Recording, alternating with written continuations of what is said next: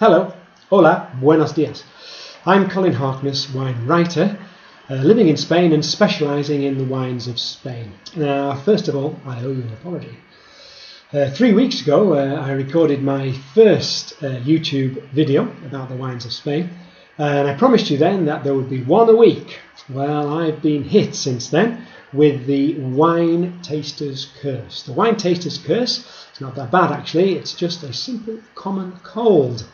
But I can assure you it's devastating. If you're a wine taster, you really can't taste if you've got a common cold.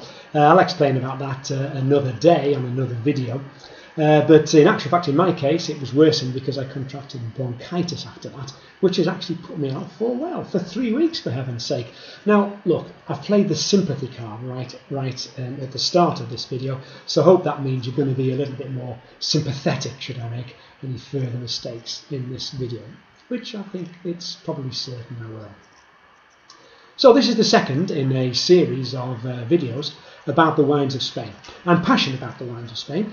There is such a variety, it's such a dynamic country for winemaking, and I want to share some of my passion, some of my enjoyment regarding the Spanish wines with you, and that's what I'm about. Last video, the first one, we talked about the Tempranillo grape variety, the noble grape variety. Well, I've got another noble grape variety for you today. I'll tell you a little bit more about that, and you can probably see that the wine in front of you is Luzon Roble. This is the wine that I'm going to be talking about today. This wine is made by Bodegas Luzón, and they are situated in DO, Denominación de Origen, Jumilla. Now, Jumilla is in southeast Spain. I live in southeast Spain myself, so I know a little bit about the climate, and I can tell you that the climate in southeast Spain can be harsh, particularly when you go away from the coast and you go inland, like Dio Jumilla. And, well, in wintertime, you can get dreadfully cold. I'm talking well below freezing temperatures. In the summertime, however, you get a big change, because in the summertime you get temperatures which can be 40 degrees centigrade. I'm talking sort of almost like the desert.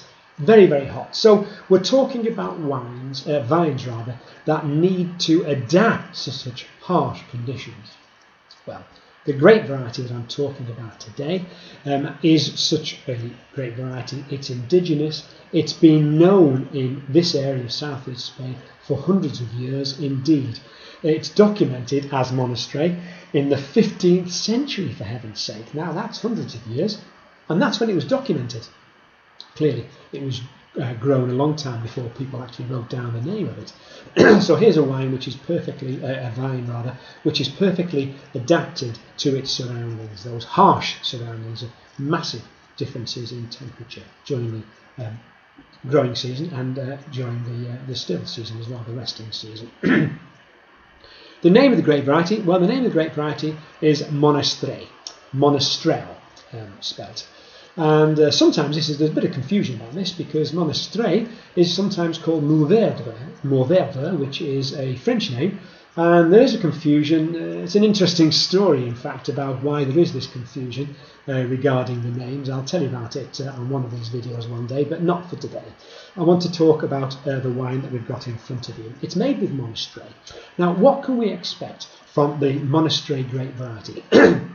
Well, we can expect some good fruit, and that's basically the raison d'etre of monastery grape varieties, and indeed what we as wine tasters want, isn't it? We want a good fruit content, and the fruit that you get in this particularly would be dark plums, black plums, but that darkness not just restricted to the skins, but sometimes going through on the flesh as well. You can get quite darkly coloured fleshed plums over here as well, and that would apply. Also dark cherries, but I'm actually looking for something more on what's known as the picotto cherries. These are dark cherries which sometimes have a slightly lighter red cherry side to them, but generally they're dark, and in the mouth they have a certain acidity to them as well, and that's what we get from this wine. I'll tell you a little bit more about the wine in a second, but I first would like to point out something about the bottle. I think the label's attractive. I think the shape of the bottle, the design essentially, is attractive as well. And there's a certain weight to it as well. If you pick this bottle up, you know you're picking up a bottle of wine. I think that makes it attractive and maybe would make us think that this wine is a little bit more expensive than in fact it is. It isn't an expensive wine. But I want to talk about also the name. It's called Luzon. Well, that's the name of the bodega, but it's called Roble. Roble, there's a reference to that just here, because this is a cross-section of a trunk of oak. So Roble, yes, Roble, I'm sure many of you know this. Roble is the Spanish word for oak. And I like its use here. I like its use because there's no definition about when you are or when you are not allowed to call your wine Roble. Roble wines are sometimes called semi-crianza wines. Now we're getting an indication, aren't we? Because crianza is a legally defined term in Spain. Crianza, Reserva and Gran Reserva all are associated with the length of time that a wine spends in oak and then in bottle before it is allowed to go onto the market. So, this gives us an idea. Semi-crianza Roble, yes, it's got a certain influence of oak, but we don't know how long, the minimum it is. It so happens that on this label, well, not on the label actually, I looked on the website.